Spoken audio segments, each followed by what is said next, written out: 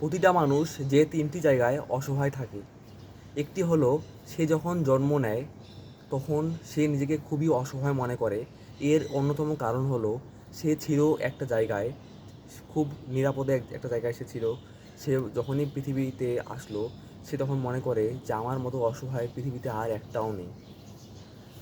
আর ২ নম্বর যে অবস্থানটা সেটা হলো যখন সে মারা যায়।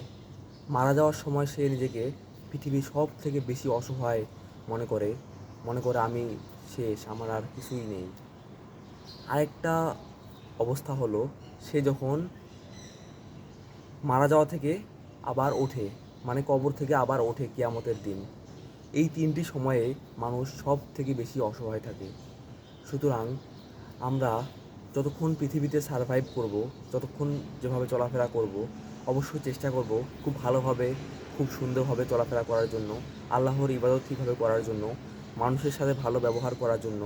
অযথা মানুষের পিছনে কখনোই লাগবো না, লেগে কোনো লাভ নাই। কারণ আমাদেরকে একসময় এই পৃথিবী থেকে বিদায় নিতে হবে। এটা আমরা সবাই মুখে মুখে ঠিকই বলি, বাট বাস্তবে হার্ট থেকে যদি একবার উপলব্ধি করতে পারতাম তাহলে বুঝতে পারতাম যে আসলে এই পৃথিবীটা আসলে একটা স্বপ্নের মতো। হ্যাঁ, এই পৃথিবীতে আমরা একটা স্বপ্নের মধ্যে আছি। যেমন ধরুন, আমরা যখন ঢাকা থেকে রংপুরে যাই বা একটা দূরে কোথাও যাই তখন কিন্তু একটা জায়গায় গাড়িটা থামায় খাওয়া দাওয়া করার জন্য বা একটু বিরতি নেওয়ার জন্য, তাই না? তো সেম, মনে করেন ওই বিরতির সময়টা হচ্ছে মাত্র ২০ মিনিট। তো আমরাও পৃথিবীতে আসছি এমন একটা সময়ের জন্য। হ্যাঁ, ফুড ভিলেজে যেমন ২০ মিনিটের জন্য আমরা যাই, গিয়ে যেমন ওখানে খাওয়া দাওয়া করে আমাদেরকে আবার চলে আসতে হয়, তাই না? তো ঠিক তেমনি এই পৃথিবীতেও আসছি আমরা খুব শর্ট একটা সময়ের জন্য। আমরা কিন্তু এই শর্ট সময়ের জন্য পৃথিবীতে এসে আমরা দুনিয়ার উল্টাপাল্টা খারাপ কাজ অজান্তে করে ফেলি। অনেক উল্টাপাল্টা মানুষের পিছনে লাগি, হিংসা করি মানুষকে, মানুষের পিছনে পিছনে গীবত করি।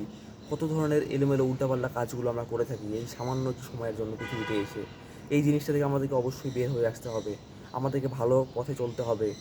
আপনি যদি খুব ভালোভাবে চলাফেরা করেন, খুব মনটা আপনার ভালো রাখেন, মনটা পরিষ্কার রাখেন, আল্লাহর পথে চলেন, ইসলামের পথে চলেন, তাহলে দেখবেন আপনার ইহকাল, মানে এই যে পৃথিবীর দিনটুকু, এটাও অনেক ভালো কাটবে এবং আখিরাতেও অনেক ভালো কাটবে। আপনি দেখবেন, যদি একজন ভালো ব্যবসায়ী হয়ে থাকেন এবং সৎ পথে ব্যবসা করতে চান, তাহলে দেখবেন আপনার ব্যবসায়ে অনেক বারাকা আল্লাহ তাআলা দিবেন। ঠিক আছে? তো আমরা অবশ্যই চেষ্টা করব সৎ পথে চলার জন্য এবং ভালোভাবে চলাফেরা করার জন্য। মানুষকে কখনোই ঠকানোর মন মানসিকতা আমাদের ভিতরে আমরা রাখবো না ইনশাআল্লাহ। সবসময় ভালো ভালো চিন্তা করব এবং ভালো কাজগুলো করার চেষ্টা করব ইনশাআল্লাহ। আশা করি সবাই আমরা এই বিষয়গুলো অনুযায়ী আমল করার চেষ্টা করব ইনশাআল্লাহ। সবাই ভালো থাকবেন। আসসালামু আলাইকুম।